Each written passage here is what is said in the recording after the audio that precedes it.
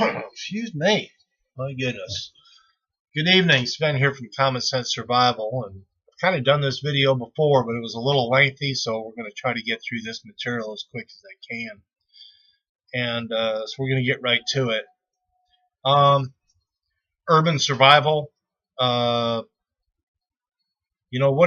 What's good for urban survival and urban survival / budget survival.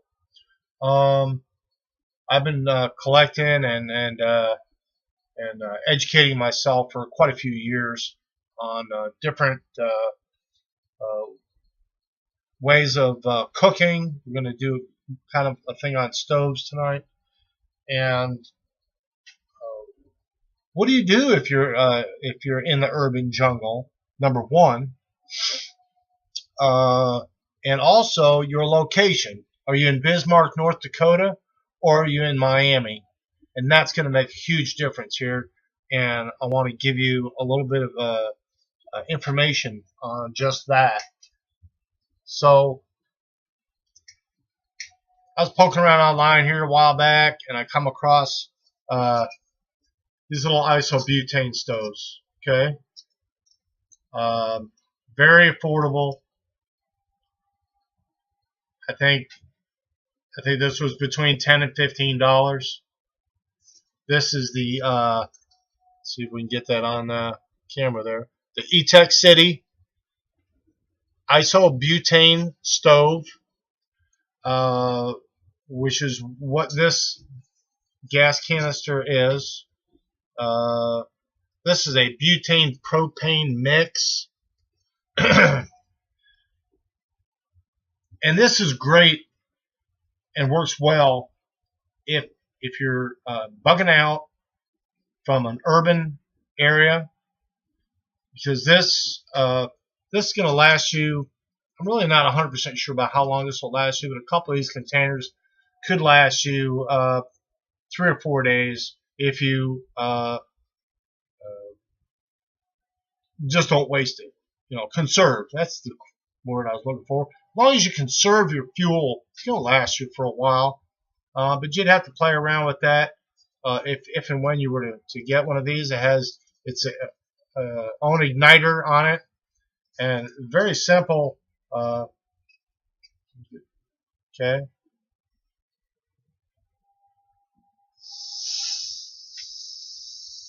Push the igniter, and you've got a place to cook right here, right now. Then you can turn that down to a low simmer if you need to, or if you're in a hurry, you got to get some cooking done, you can turn that up. Okay, very simple, very simple. This whole package here is under $20. Okay, and it's not a bad little setup with the isobutane if you're in the southern part of the country, and I'll get to that in a minute. Why?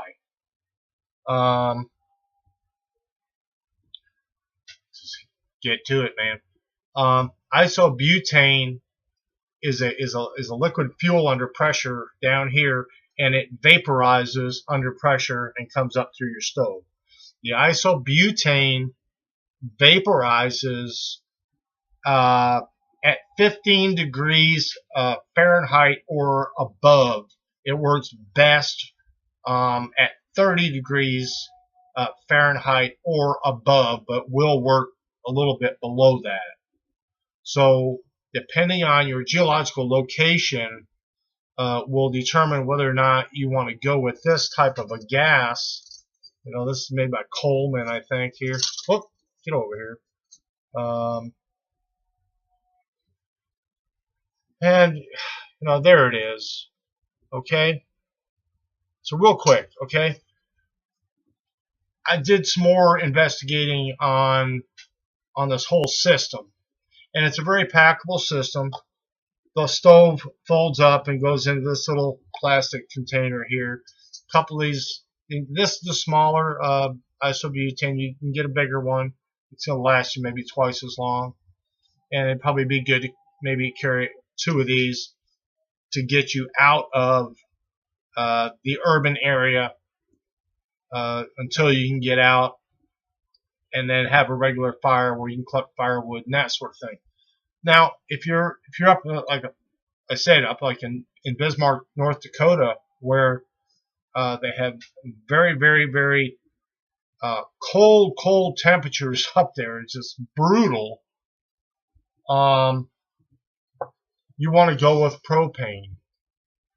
Okay, propane vaporizes at minus 44 degrees Fahrenheit.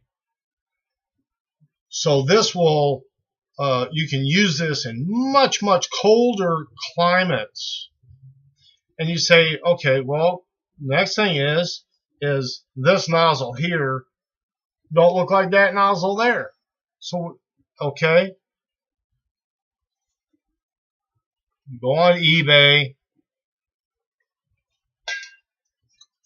And for about $5 from China, you buy the adapter. On that side there, your stove will mount right up to it. Okay? And then the stove will screw right onto your propane, so that you can use this with isobutane, or put the adapter on here.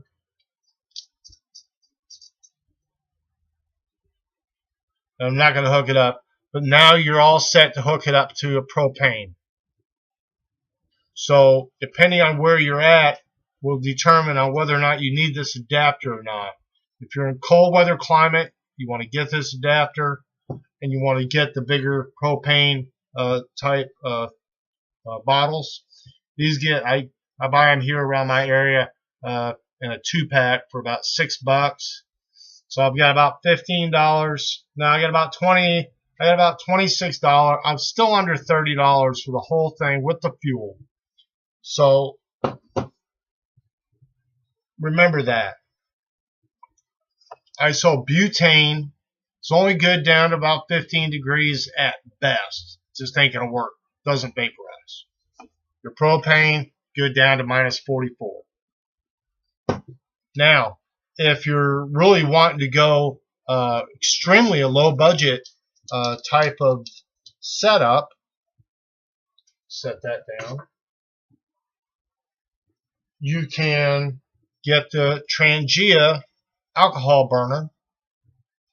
I'm thinking these run about $10 to $15 also. But your fuel, you can pick up at any gas station, and so you're only looking at maybe $17 for the whole setup. You'll need an ignition source, of course, for that. But if you want to go even cheaper than that, you go online and learn how to make a penny stove. Aluminum can is a little Bud Light can. It's got these little jets around here that you poke in there with a push pin, and this costs you a penny. You save a couple of your pop cans, and learn how to make these. Very, very simple. I thought I had another couple of these around here. Let me see what I did with them. Well, I know I have them. Probably sitting right under my nose and I can't see them. So anyway, something like this, and you just have a couple of sticks and some twine. You can build a little tripod over the top of this and hang a small pot over the top of it. Very simple. You don't need anything else other than, you can put some rocks up as a windscreen if it's windy, and cook a quick meal, or heat some water for a coffee or some tea, or boil some ramen noodles, whatever, or just sterilize some water for drinking. This is this particular pot here is the Snow Peak kettle. It has a nice pour spout and nice lid, and it has the butterfly handles also. so that you can grip and pour. So that kettle goes for about $20, but you can get something cheap. I mean, pots and pans, you don't have to have anything fancy. But my main point that I wanted to make tonight is affordability. If you just look around, something simple like this, and this also uses this fuel. You just pour it in there, light it. It's double walled. Very simple construction. If you go on YouTube and just type in penny stoves, they show you how to make these. Very, very simple. 2 pop cans, a pair of scissors, and a marker, and a push pin. I think that's about it. So very, very simple to make. Usually in the fall when this stuff goes on sale, I'll buy 5 or 6 of them, so I've got plenty of this around, and I can always throw this in a pack. These aren't the sturdiest things. I mean, they're pretty sturdy for what they are, but they're pop cans. So you would have to make sure when you pack that into your to-go kit, that it's protected a little bit. And then, like I said, you can make a small tripod with just a piece of string and a hook twig to hang your pot from. Very, very simple. Very, very user friendly. Just and I always say that education is the key to survival. And I've tried to educate myself for many, many years, and I found myself here a few years ago saying, hey, I need to pass some of this knowledge on. As a Cub Scout, I was in Webelos, Boy Scouts, I was in the service, and I just, I spent a lot of time out there in the woods and just poking around and doing my thing, and have acquired a great deal of knowledge. I'm a metal worker. I do a little bit of forging. So I enjoy just sharing that with all you guys out there that are bushcrafters, survivalists, and preppers. I think I'm all 3. But just wanted to show you that. Once again, one of these little stoves are very expensive. I think they had this other little stove, and it was like $5. Very, very similar to this. It just didn't have the igniter on it, for like $5.